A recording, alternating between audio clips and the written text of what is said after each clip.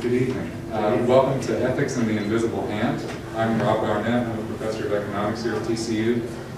And this man is the best student of the economics and the liberal arts that I've had the privilege to work with. That's very kind. My name is Joe Blosser. I'm a PhD candidate at the University of Chicago, and I'm also a professor of business ethics and religion at DePaul University. So, call it selfish or entitled, but when I was an undergraduate here at TCU, my view of the world was mostly what I saw out of my own windshield. I had hardly begun to imagine the diversity of perspectives and people with whom I shared the roadways of life. That wasn't until I came into Rob's class. And Rob pushed me in his History of Economic Thought course to think about how millions of people, all pursuing our own goals, can actually work together to create a functioning society. So one day, Rob walked into class, cracked open Adam Smith's Wealth of Nations, and read these famous words. Every individual intends only his own gain, but is led by an invisible hand to promote an end which is no part of his intention. Welcome. Come on in and have seats. I think we have a few over here. We have some brave souls who want to slip into the front row. I'll take the front row. All right, there you go. We're just starting our discussion of economics and the invisible hand. So, despite the fact that Rob tried to make this case, I was still a bit skeptical. As both an economics and a religion major at TCU, I was hard-pressed to believe that all of these self-interested people could actually produce a social good. So Rob continued to try to convince me that this might actually be the case, and he used some real-world examples. One of them was rush hour traffic. Rob argued that traffic will flow best if drivers are actually self-interested. That is, if they try to get to their own destination as quickly and as safely as they can. Well, I was still skeptical.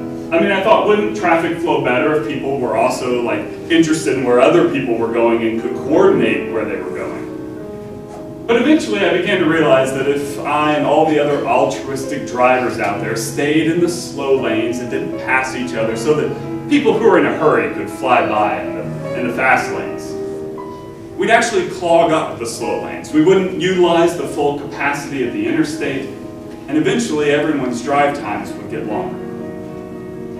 Adam Smith's idea of the invisible hand that Rob so expertly introduced pushed me to think about how there might be a socially beneficial order underlying some of our self-interested actions. I mean, don't all of these self-interested drivers seem to be working in an almost mesmerizing kind of harmony?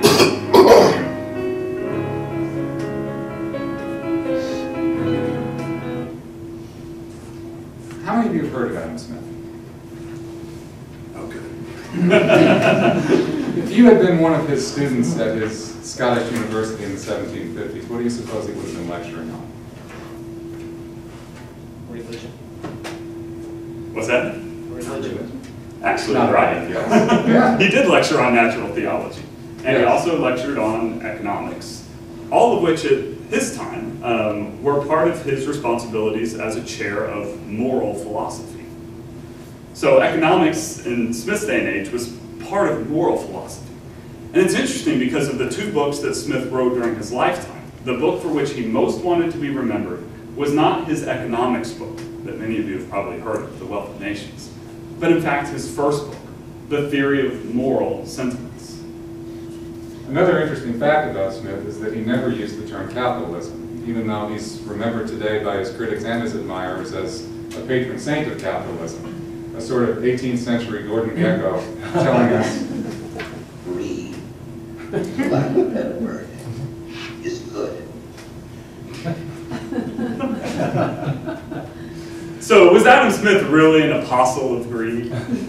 Is the invisible hand really just an excuse for self-interest? For selfishness? We say no. and to explain why we say no, we need to take you on two brief journeys. First, to the 18th century, where ethics and economics were still happily married, and then to the 20th century, where They were divorced for a number of decades, but are now getting back together. So now the belief that there is a providential, unseen, some would say divine hand directing the actions of human life, well, that belief has been around since, well, the creation of Adam. At his mother's knee, Smith would have read the scriptures. He would have learned Psalm 139, God's hand shall lead me and your right hand shall hold me fast. At his Scottish Presbyterian church, he would have learned the views of the Protestant reformer John Calvin, who believed that all of humanity's actions are directed by the secret stirrings of God's hand. And during his years at Oxford, the young Smith surely would have learned of Shakespeare's Macbeth, screaming of thy bloody and invisible hand. And as a young moral philosopher at the University of Glasgow, Smith found the invisible hand metaphor a useful way of describing how a free society regulates itself ethically, without top-down direction from a controlling state or church. So the invisible hand of morality grows out of a grassroots social process that compels people to learn about and care about each other. We should also point out at this point that Smithian self-interest is not synonymous with greed or selfishness. It just means goal-oriented behavior, pursuing whatever goals or projects are of interest to us. Smith believed that we each knew best how to provide for ourselves and our families, and what will bring us the most freedom and happiness. So Smith argued that one of the major interests of every person, even more than money or fame, is to be admired. But in order to be admired, Smith argued we have to continually put ourselves into other people's shoes to try to figure out how they feel and what kind of attitudes or behaviors they might admire in us. And all our moral lives, for Smith, became a kind of social web of learning and mutual adjustment, adjusting to others as they adjust to us. And through that interactive process, Smith assumed that we each develop a very fine sense of good and bad behavior. And we as communities do the same thing. We develop standards or rules, some of them codified into formal law, others unwritten and even unconscious. Now, such norms become the kind of rules of the road that we as a society use. They become the guideposts by which we determine the particular rightness or wrongness of an action, including those that we make. Okay, so now we're going to leap ahead to the 1870s, around the time of TCU's founding, and also 100 years after the publication of Smith's Wealth of Nations. Econ, as we now know it, was just emerging as a standalone academic field. The leaders of this new economics movement were eager to prove that their subject deserved its seat at the table as a separate social science. So to give economics the formal structure and appearance of a serious science, these clever thinkers used the mathematics of theoretical physics to dress up their main object of study, economic exchange. The result was a total makeover.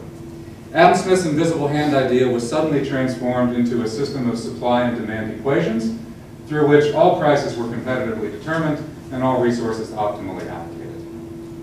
Contrary to Smith's vision of the economy as a bottom-up process of social collaboration, these pioneers of 20th century economics embraced the modernist notion of the economy as a kind of machine, and with it a top-down faith in utopian engineering.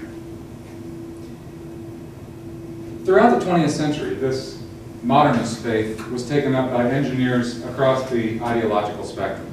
On one end were free market fundamentalists who reduced Smith's moral philosophy to a one-size-fits-all formula, such as was used in the famous shock therapy policies of the early 1990s, through which the nations in the former Soviet bloc were to be transformed into vibrant capitalist economies.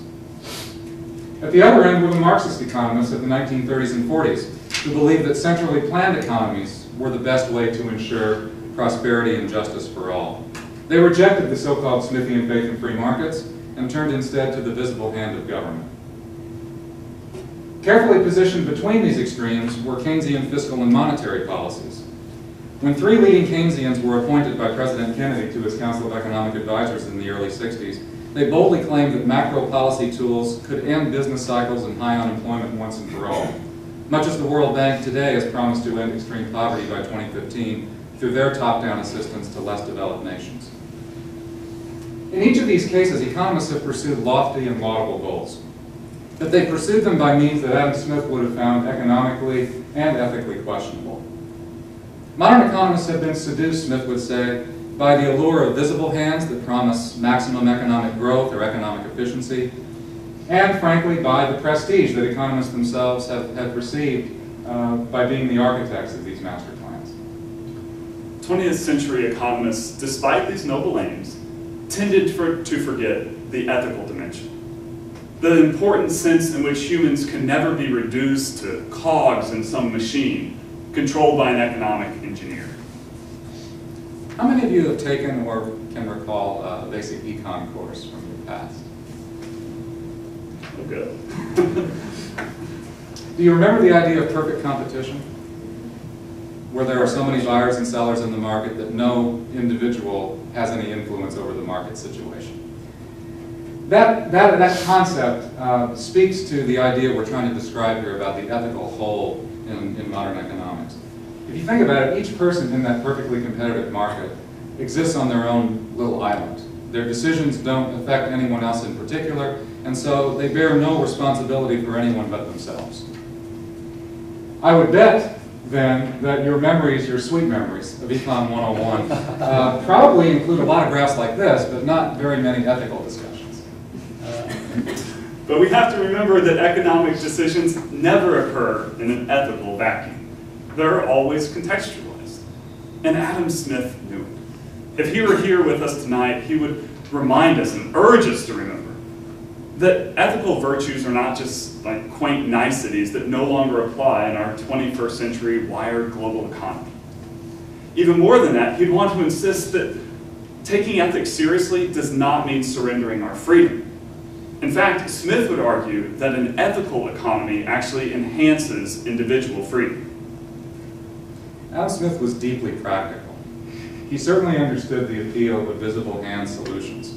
In uncertain times, the promise of greater control or predictability often sounds a whole lot safer than the vagaries of supply and demand. But Smith's ultimate argument for a market-based economy was that it is the safest bet if our goal is to increase the freedom, prosperity, and humanity of the average person over time.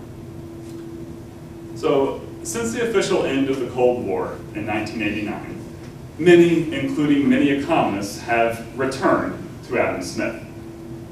But not the Smith of years past, who is that free market icon. The Smith being rediscovered today is much more like the 18th century original. He's a moral philosopher who preaches the virtues of the commercial life, but with an equal emphasis on the cultural and legal and ethical frameworks in which such commercial life occurs. Smith's invisible hand, as a hand that cannot be fully known or controlled, urges humility on professional politicians and economists. In his theory of moral sentiments, Smith warns against the hubris of the modern social engineer. In fact, he writes, "The man of system, that social engineer, is apt to be very wise in his own conceit, and is often so enamored with the supposed beauty of his own ideal plan. He seems to imagine that he can arrange the different members of a great society with as much ease as the hand arranges the different pieces upon a chessboard. He does not consider that in the great chessboard of human society, every single piece has a principle of motion of its own, altogether different from that which the legislature might choose to impress upon it." Smith believed in the power and possibility of large-scale voluntary collaboration. Collaborations that were not necessarily limited to what we would think of as the economy. Take the mundane example of Wikipedia, the free encyclopedia that anyone can edit. Wikipedia relies on the self-interest of people who know and care a lot about a particular topic, say Adam Smith, to go onto their website and make sure that their entry is up to date and accurate. Like so many other forms of cyber collaboration, it allows your knowledge to become my knowledge. And it pools the ideas of millions into a resource that's available to everyone. An older and more poignant example is the March of Dimes. a nationwide campaign that gathered small donations from ordinary people to fund the research that eventually yielded one of the great medical breakthroughs of the 20th century, Jonas Salk's polio vaccine. Now, of course, we have to recognize that self-organizing systems do not always lead to socially beneficial outcomes. In fact, they can lead to disorder or harm. Think of a rioting crowd, or a genocide, or even a global financial system on the brink of collapse. But examples like these only intensify the need to reunite the moral and the economic dimensions of the invisible hand. The Smithian individual is no Gordon Gekko. She is a sociable being, guided by her own goals, by her multiple virtues, not just narrow self-interest, and by the voices of others, as conveyed to her by prevailing social norms and by the daily feedback she receives from the marketplace of life. If the invisible hand teaches us any single lesson, it's reciprocity. That we have to take the needs and circumstances of others into account, including those of our global neighbors, if we hope to be able to gain from them the respect, the resources, and the solidarity that we seek. In a larger sense, the invisible hand illustrates the ceaseless tensions between the individual and the community, between human reason and the unknown, between social control and spontaneous order. The hand symbolizes the awesome complexity of economies and languages, cultures and biospheres, and all other kinds of self-organizing systems. None of which is designed or directed by any human mind, but is instead the unforeseen result of countless actions and interactions. Such is the power and the beauty of the invisible. And there.